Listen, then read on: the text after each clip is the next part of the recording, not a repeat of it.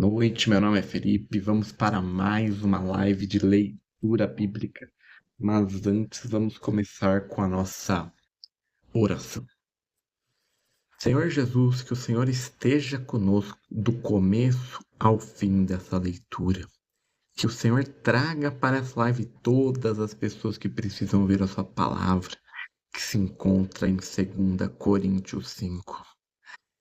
Desde já te peço, se for necessário, que o Senhor coloque em minha boca qualquer palavra para a explicação dessa passagem. Que o Senhor já está presente, por isso eu te agradeço, em nome de Jesus. Amém.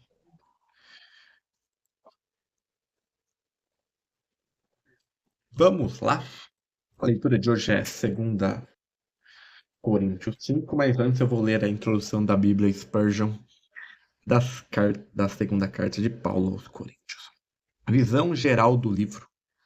A igreja em Corinto começou com o resultado das atividades do apóstolo Paulo durante sua segunda viagem missionária, cerca de 51 a 54 d.C. Segundo Coríntios 1:19, ver comentários em 1 Coríntios. O estado espiritual dos coríntios era tão ruim que Paulo teve que escrever mais uma carta um tanto severa após a primeira. A primeira epístola é dirigida a todos os cristãos em todos os lugares, mas a segunda dirige-se à igreja de Deus que está em Corinto, com todos os santos que estão em toda a Acaia, área grega na parte norte do Peloponeso. Sendo assim, a saudação já sinaliza o caráter diferente dessas duas epístolas. Paulo menciona o seu próprio nome 8 vezes em sua epístola aos Coríntios, mas apenas 2 na segunda, no capítulo 1, versículo 1 e no capítulo 10, versículo 1.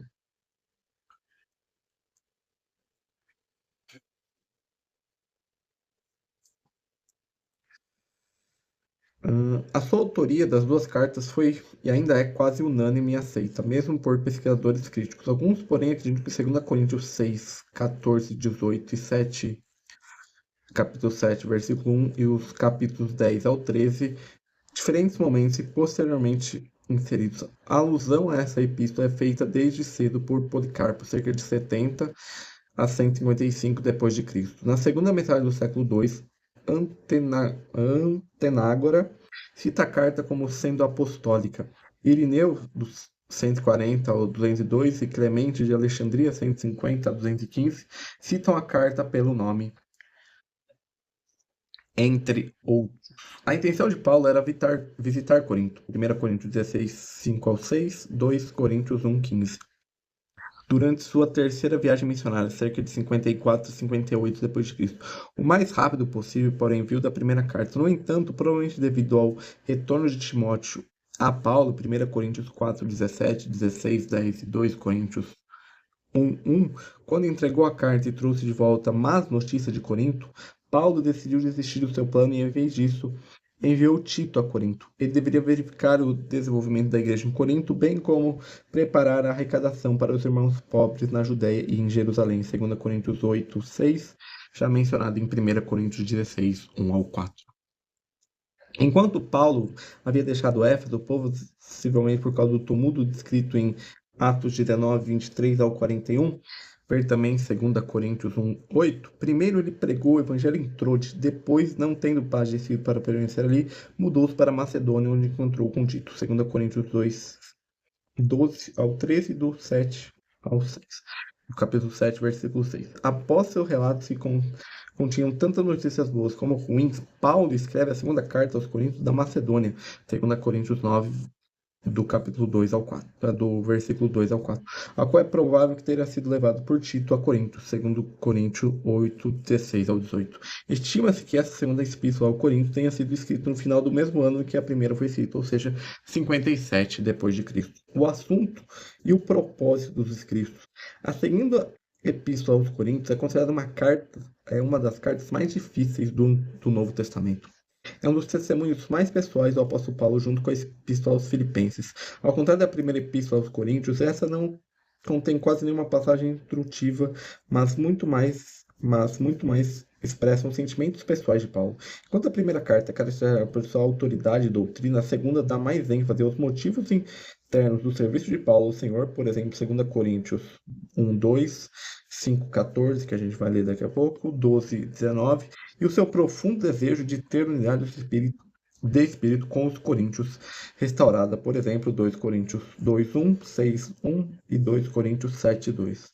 Por consequência, a palavra serviço pode ser encontrada 12 vezes nessa carta, a palavra encorajar e encorajamento 16 vezes juntos, ou seja, com muita frequência do que nas outras epístolas de Paulo.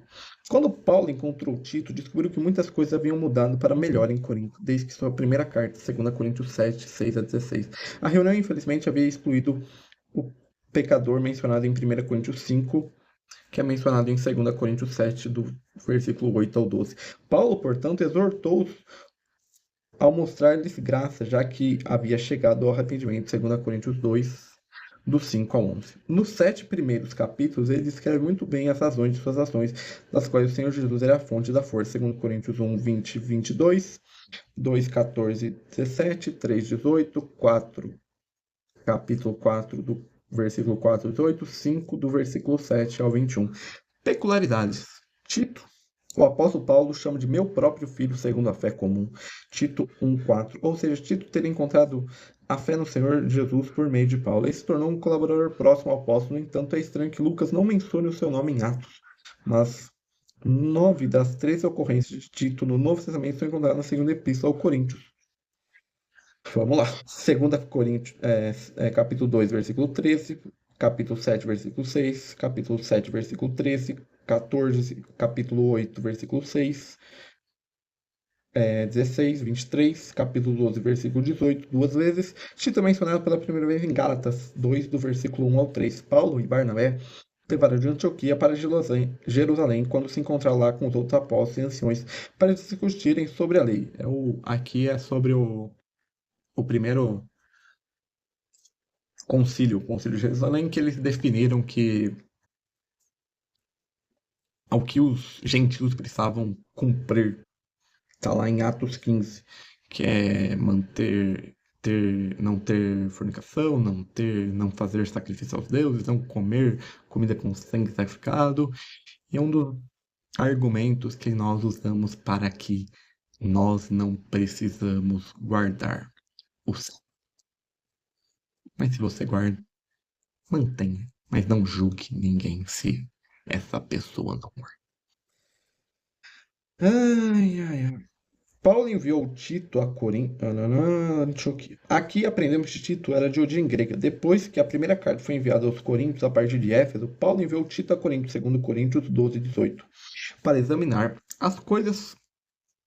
Pouco depois, eles se reencontraram na Macedônia, depois que Paulo esperou em vão por Tito em Trode, 2 Coríntios 2, 13, 6, 7, 13 ao 14. Então Tito e os outros dois irmãos viajaram mais uma vez para Corinto, levando a segunda carta, 2 Coríntios 8, 6, 8, 16 e 8, 23. Alguns anos depois, Paulo escreveu uma carta para Tito, carregando o nome dele. Naquela época, ele morava em Creta e recebeu várias instruções em relação à ordem nessas igrejas locais. Finalmente, Tito é mencionado mais uma vez na última carta de Paulo, 2 Timóteo 4:10. Ele já havia ido para Dalmácia até o fim. Tito foi um fiel servo do apóstolo Paulo. Relacionamento entre Paulo e a igreja de Corinto. E a igreja em Corinto. Análise e elaboração da 1 Coríntios nas peculiaridades. Visão geral do conteúdo. A gente só vai ler do capítulo 5, que é o que a gente vai ler hoje. Visão geral do conteúdo. Capítulo 5. As motivações do serviço. E aqui a gente tem uma frase de Charles Spurgeon, que diz: que eu não me esforce para entender o infinito, mas gaste minhas forças no amor. O que eu não posso ganhar como intelecto, posso possuir com afeição, e deixo isso me bastar. Ó preconceito, preconceito, preconceito, quantas vezes destruíste homens que poderiam ter sido sábios, tolos porque pensaram que eram sábios. Muitos julgam os que o evangelho deve ser, mas não perguntam realmente sobre o que ele é. Eles não veem a Bíblia para obter seus pontos de vista sobre a religião, mas abrem esse livro para encontrar textos adequados às opiniões que apresentam. Eles não estão abertos à força honesta da verdade e, portanto, não são salvos por ela. Então vamos ler 2 Coríntios capítulo 5, mas na versão da Bíblia, a mensagem, que é uma Bíblia, se você está começando agora a sua jornada cristã, é a Bíblia que eu recomendo para todos. E você vai perceber que ela tem uma linguagem bem facilitada em comparação às outras. Capítulo 12, capítulo Igreja de Corinto, a igreja que deu problema para o pessoal se envolvendo com incesto, o pessoal se embebedou com o vinho da Santa Ceia. Uma igreja problemática, mas graças a Deus esses problemas foram resolvidos. Vamos lá. Por exemplo, sabemos que quanto ao nosso corpo se desfizer, como uma tenda desmontada, será substituído por um corpo de ressurreição no céu, feito por Deus, não por mãos humanas, e nunca mais teremos de montar nossas tendas outra vez. O desejo de mudar, às vezes, é tanto que choremos de frustração, em comparação com o que está por vir. A vida aqui se parece como uma estada numa cabana caindo aos pedaços. Já estamos cansados disso. O que temos é apenas um vislumbre da verdadeiro lar, nosso corpo ressuscitado. O Espírito de Deus nos dá uma pitada desse sublime, dando-nos um gostinho do que está por vir. Ele põe um pouco do céu em nosso coração para que nunca desejamos menos que o céu. E por isso que vivemos alegres de cabeça. Vocês não ficarão vendo as coisas de cabeça baixa. As circunstâncias desfavoráveis não irão nos abater, ao contrário, elas apenas nos fazem lembrar do glorioso fruto que nos aguarda mais adiante. É por isso que confiamos naqueles que nos mantêm caminhando, mesmo que não o vemos. Achamos uns buracos na estrada ou algumas pedras do caminho irão nos parar. Quando chegar a hora, estamos prontos para trocar o exílio pelo nosso verdadeiro lar, mas nem o exílio nem o nosso verdadeiro lar são os que mais importam. Servir a Deus com alegria é o principal e o desejo de fazer a despeito das circunstâncias. Cedo ou tarde, todos teremos que ficar frente a frente com Deus, independente das nossas condições. Compareceremos à presença de Cristo e receberemos o qual plantamos por meio da nossa conduta boa ou mal. Então, foque no seu servir a Deus. Sirva na sua igreja, sirva na sua comunidade, sirva ao seu bairro. Mas sirva, não seja o crente que só fica em missa, em culto, não, sirva as pessoas, sirva a sua igreja local. Essa expectativa nos mantém vigilantes. Podem estar certos, não é pouca coisa saber que todos os dias terão de enfrentar um julgamento. Daí a urgência em exortar todas as que se preparem para estar na presença de Deus.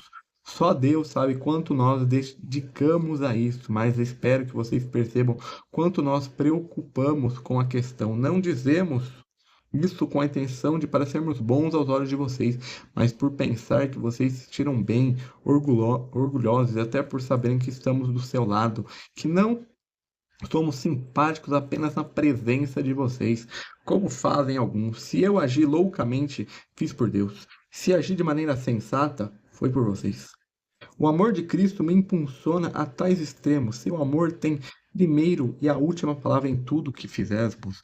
Então leve isso que Paulo falou, tenha o amor de Cristo como o primeiro e a última palavra em tudo que nós fazemos. Paulo fala bastante disso em Colossenses 3:23. Tudo que fizermos, façamos para o Senhor.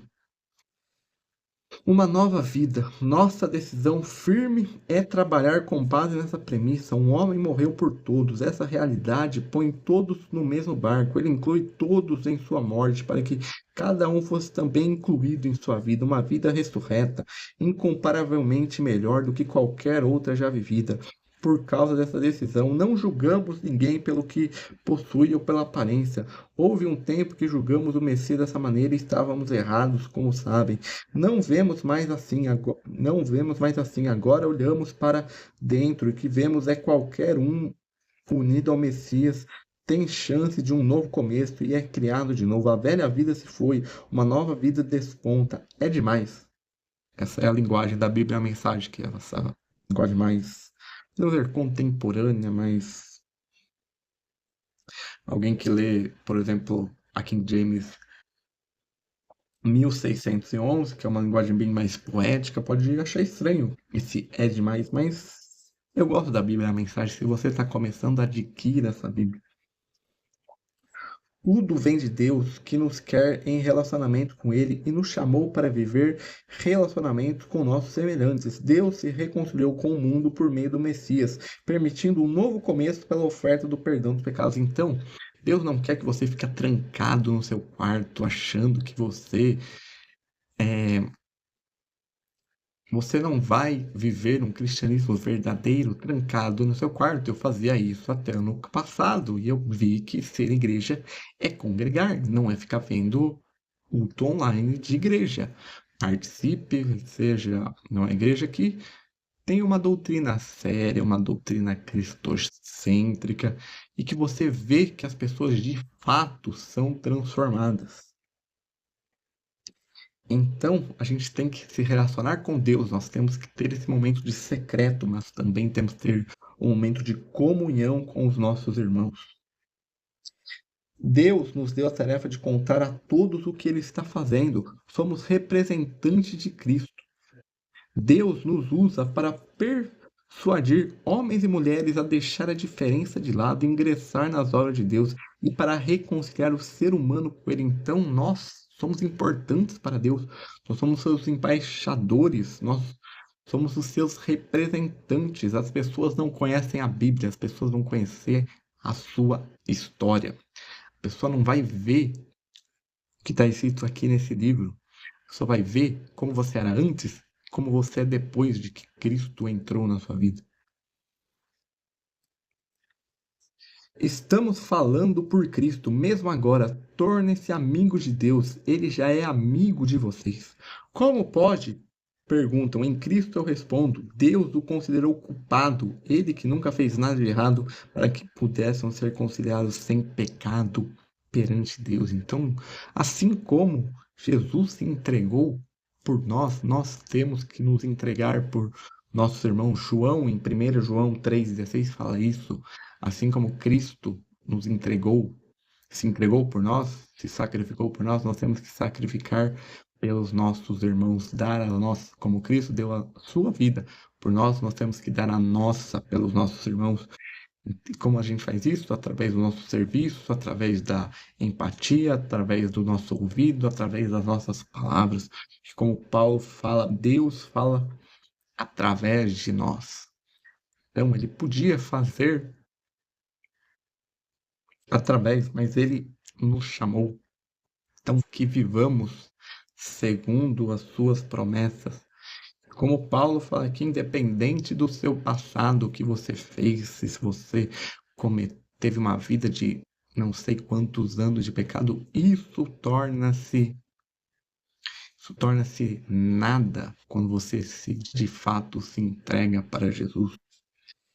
Então é isso, com essa reflexão eu termino a leitura de hoje. Tenha um bom resto de segunda-feira, um bom início de semana. E amanhã tem live devocional lá no Instagram. Então, se você não acompanha, me siga por lá também. Mas também estará salvo aqui no YouTube, quando eu postar ela. Tchau, tchau e até a próxima.